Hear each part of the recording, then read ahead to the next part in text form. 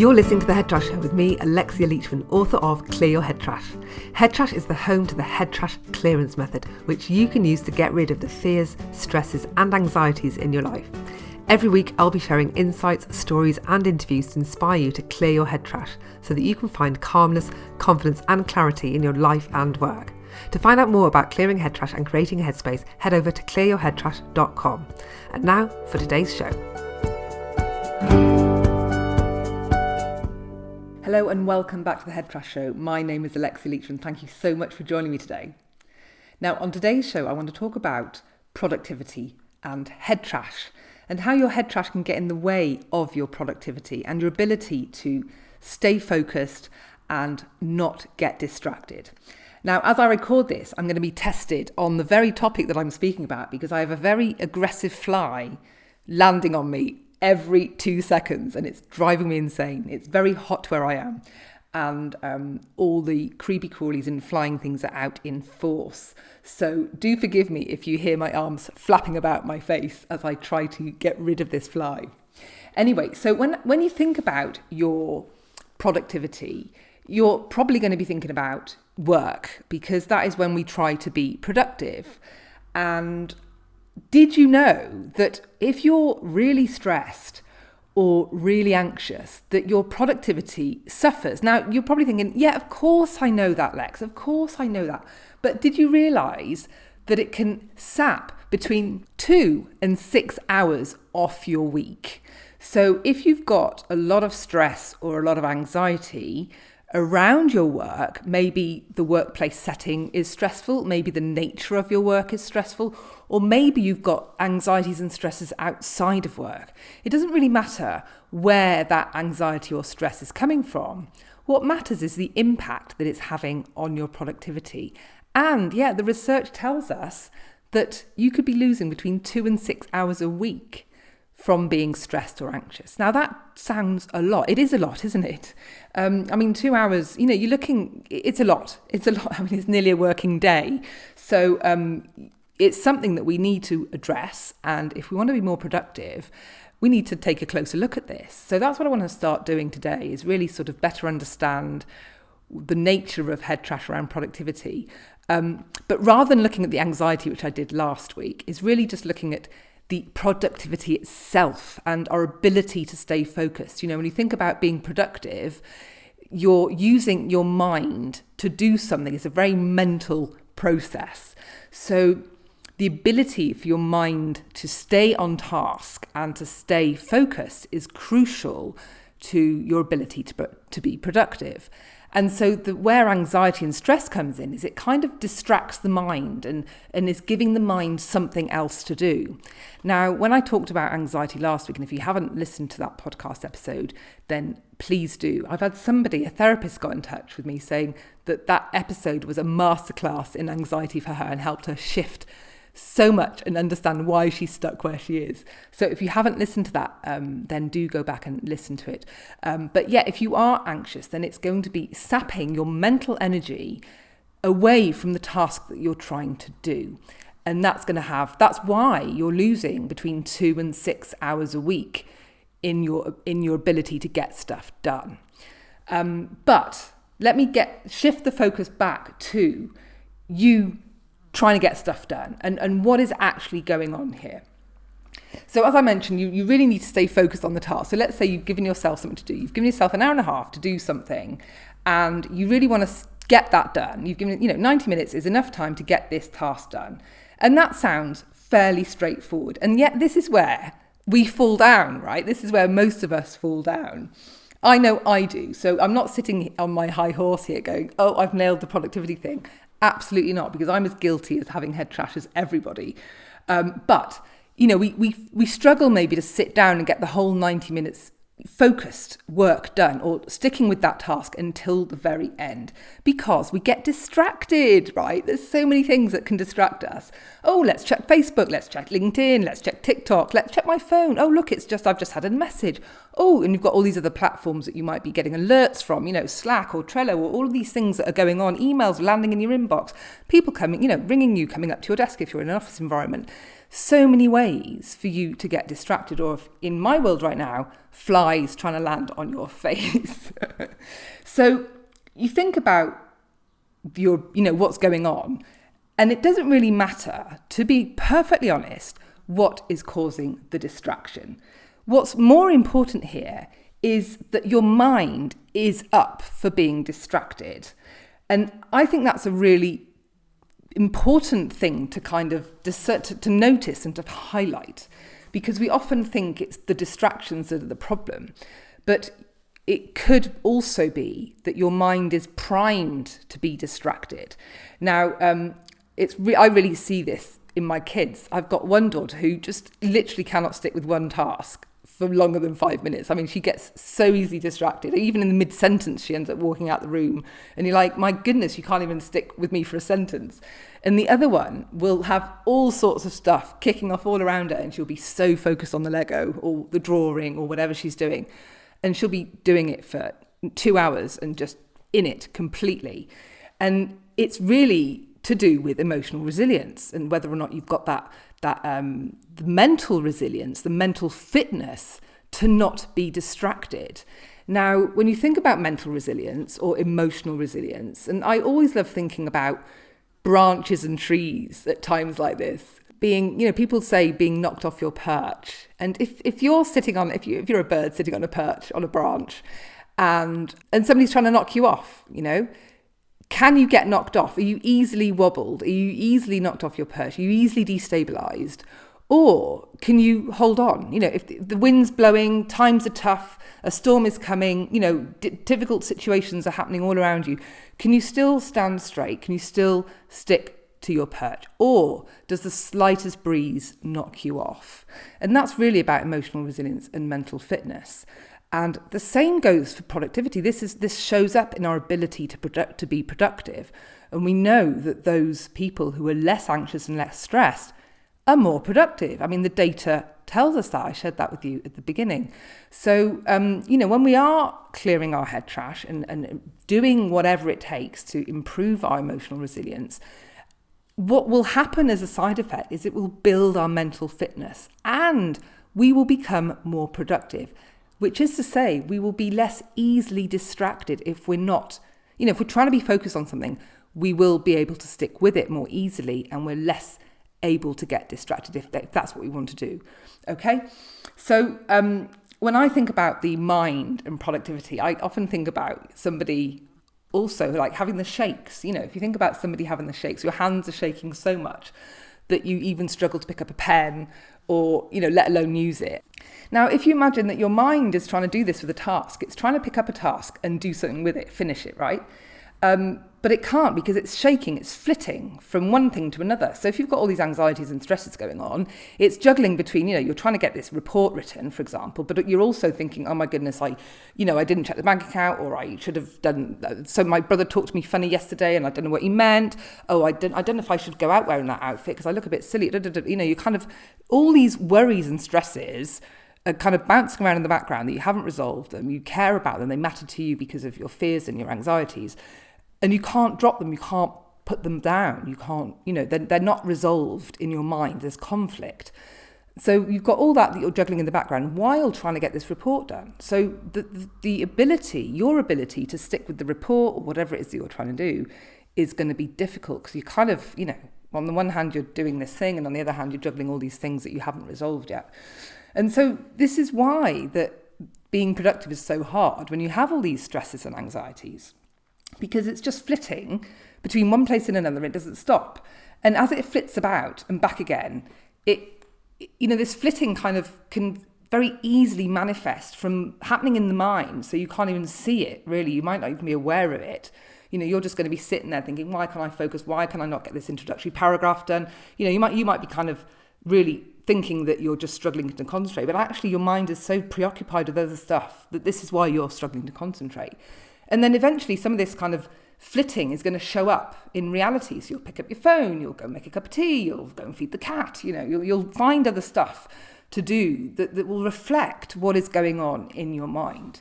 And so all of this shift in focus means that you're not going to move forward with whatever it is that you're trying to do. You're going to struggle with that. And whatever thing that you're doing is not going to get done probably in the time that that you could get it done. It'll take much longer, or you might never actually finish it. And so this does create a problem in terms of you getting stuff done effectively and being productive. Because when your mind is strong, when you have the resilience to withstand, if you've got that resilience, you're not worrying about what so-and-so said and whether or not that came across wrong and whether you look great in that outfit or whatever else that was worrying you. You're not worrying about things like that. So you've got all of your mental energy that can be devoted and allocated to the task. And when you think about it in that sense, it's really obvious, isn't it, that you've only got a certain amount of mental energy to spend at any given time, and that's going to be determined by your health and your nutrition and all things like that. But if you're juggling these other things mentally and emotionally, then that's energy that's taken up already. So you've only got a little bit left over to focus on the stuff that you're trying to do that might be related to your work or things that need doing, like home admin or whatever it is that you need to do. And so this is where I go back to my point that it's not really about the distractions per se. It's about these two things. Is your mind open to being distracted? So are you kind of not really in with the task? You're like, oh, well, anything to distract me. Oh, look, somebody wants to go and have a drink by the coffee machine. Brilliant, I'll go. Yeah. Because you're kind of really, really maybe not interested in the task that you're doing, but you're really open to it, okay? You're open to being distracted. Or can it withstand distractions? So when you get distracted, how easily are you able to just bat it away and ignore it? And those two things come from, the first one comes from whether or not you have interest and you're motivated in that task. But if you have to do it, let's say if your boss has given you that report to do, then you can just step up and get it done when you've got that mental resilience and emotional resilience in place, that fitness, because you can just crack on, even if you're not really interested in the task. You can overcome that resistance fairly easily. Whereas if you have got lots of stresses and anxieties going on, that's going to be much harder for you to kind of bring forth that mental energy to just do something that you're not really keen on doing. And yet you think about those distractions, whether can you withstand the distractions? So let's say you've got the task that you're maybe keen on doing, maybe not so keen on doing, but are you able to withstand that knock at the door, the ping of your phone as the thing comes in? Can you just ignore that really easily? Or are you really open to kind of quickly checking what it is? And so it's this ability to withstand stuff that really can start impacting your productivity. So what can you do about this? I mean, this sounds, now that we've got a better understanding of it, what we really want to do is improve our productivity. We want to get more done in less time and not get stressed in the process. What you want to be able to do is just sit down, do the thing that really should take an hour and a half in an hour and a half, and not take 3 hours, or it's 3 hours doing it. I'm not saying, let's get it done in 25 minutes and go crazy and wear ourselves out doing it. Not at all. Just let's get it done in a calm fashion where we're able to do it, in flow and with focus, and we do a great job, and then we can just put it down and move on to the next thing or have a break, So how can we get to this place? Now, obviously, I've mentioned that it's really the huge, important part of this is your emotional resilience and mental toughness, and that takes a little bit of time to build. If you're using head trash clearance to do that, then that can take you a couple of months to really start noticing an impact in terms of letting go of anxiety, letting go of your stresses, being able to be more productive. If you're using other ways of doing that, then it might take you, who knows how long that could take you, I wouldn't like to say. But there are some little neat tricks we can do in the short term to help you to prioritize more effectively and to not get distracted as much. And that's what I want to help you with today, is if you've bought into the idea that your emotional resilience can really have an impact on your productivity, and you think, I'm going to try and do something about that, then that's great. You can put a plan in place. We've got an online course that can help you with that, Clear Your Head Trash online course. We've got the Clearance Club that can help you with all of that. So we've got tools here at Head Trash to help you to start building your mental fitness and emotional resilience. So do check out the website for more information about those kind of things. But short term, here are some things you can do using head trash clearance, of course, to help you to avoid getting distracted. Now, a useful place to start is to think about what is it that you really, really want to do? And what is it that you really don't want to do? the head trash clearance method is all about opposites, and it's all about getting rid of the resistance between you and the thing that you desire, and also getting rid of the stuff that you really hate, you can't be bothered, the stuff that you fear, which is they usually make up opposites together. That's how it usually turns out. So in the context of productivity and not being distracted, the thing that you really don't want and the thing that you really hate in this situation is probably being distracted. And the thing that you really want to do, or your desire in this situation, is to get stuff done, right? So getting stuff done is it's an opposite to being distracted, isn't it? So what you could do is just clear both of those things using head trash clearance. And that could have a massive impact for you already, just doing those things. And I just want to share a story with you of a client who cleared just that. So she came to me, she's a CEO, and she was massively overwhelmed with her to-do list. She had so many things, so many demands on her time from her staff. She's got 2 young children. So, really a lot of things tugging at her and her focus and her energy. And she was very, very overwhelmed with what she needed to do. And the first thing I said to her, so what are you struggling with right now? She goes, I'm really struggling to get stuff done because I'm getting so distracted. That's exactly what she said. Enough when you ask yourself, what am I struggling with right now? Your answer will give you everything that you need to help you to crack on with doing some head trash clearance. And that's what we did in this situation. We just cracked on and worked on clearing, getting stuff done and being distracted. Now, it was really, really interesting, the impact of doing that clearance work. And so pretty much, when we did it took us, an hour to do that clearance work together, maybe an hour and a half when we dig into what was going on and some of the things that she was facing and needing to prioritize it and all of that. But, an hour and a half is not long when you think you could be losing between 2 and 6 hours a week because of this, right? So you could do a clearance and still probably get more done than if you just didn't bother doing clearance in this situation. But what happened at the end of it, I said, so now how do you feel about your to-do list? And she said, well, already I know there are 3 things that I've put at the top of my list that don't need doing. I don't even know why they're there. They're not even necessary. They're a complete waste of time. So I've taken those off already. And I now know that the 3 things I need to focus on this week is this, this, and this. She had absolute mental clarity over what she needed to do and what wasn't necessary. Yet before that, so how hilarious, I now get distracted on my podcast about being distracted by my own phone. But back to what this CEO noticed as a result of doing this clearance. She had absolute clarity over the things that she needed to do and the things that no longer needed to be done that were on a list. So she was able to have a lot more focus and also cleared her desk of stuff that just wasn't going to be required, that wasn't required as a use of her time. And that was the benefit for her of doing that clearance in that way. Now, the thing is, when you've got absolute clarity about what you need to do, you've got a very different energy about the way that you work. And, if you're facing your to-do list and you're a little bit overwhelmed with it, you're a bit dithery, you're like, oh my goodness, I've got all this to do, where should I start? Not sure, all this needs doing by tomorrow. And you're kind of in that kind of very tentative, you need to get going, but you've got so much to do. Are you going to get it all done? Which one are you going to drop? Which one are you going to have to do really quickly and do a half job with? There's all these kind of worries and anxieties that are specifically around your to-do list that are nothing to do with life, but just the things on your list, right, that start cropping up for you. And so when you do make a decision to pick one task to go with, then, you might be always thinking when you're pursuing that task, oh, maybe I should park this and just quickly go to that one. And then you might park it and then go to the other one because John's just emailed you and he said he wanted it by lunchtime. And you're like, oh, right, got to go back and get back to John. And then, Mary's just sent you a text and she's still waiting for that thing that she said that she wanted yesterday. And so suddenly you're flitting from all of these tasks because you're stressed and you're anxious, specifically around these things on your to-do list. Whereas when you've got that kind of clarity of, these are the 3 things I've got to get done. Those other ones can wait. Like, even if John's waiting and Mary's waiting, you could just deal with them, let them know it's not coming. You can be a lot more decisive and focused in the way that you go about your work. So you can then do the task that you're doing in a way that enables you to kind of just march through it. You can kind of go, right, I'm going into this task, I'm going to get it done.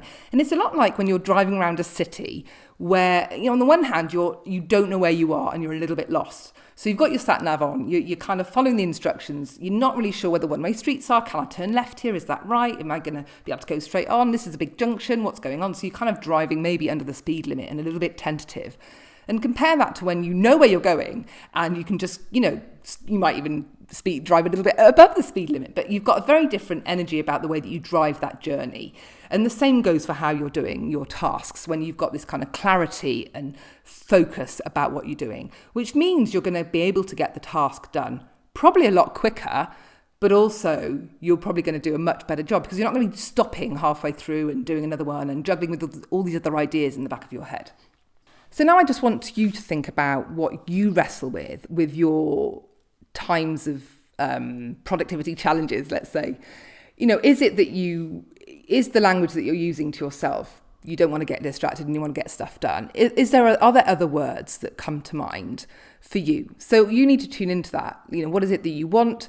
What is it that you don't want, that you struggle with, that you hate? That the answer to those two questions are going to be a useful place for you to start in terms of where you need to do clearance work, and then just clear them. So get hold of the head trash clearance method. You can either get it in the book, Clear Your Head Trash. There is a whole productivity section, getting stuff done section in the Clearance Club, where there are lots of recommended clearances that you can do. So you can join the Clearance Club and access everything you need in there as well.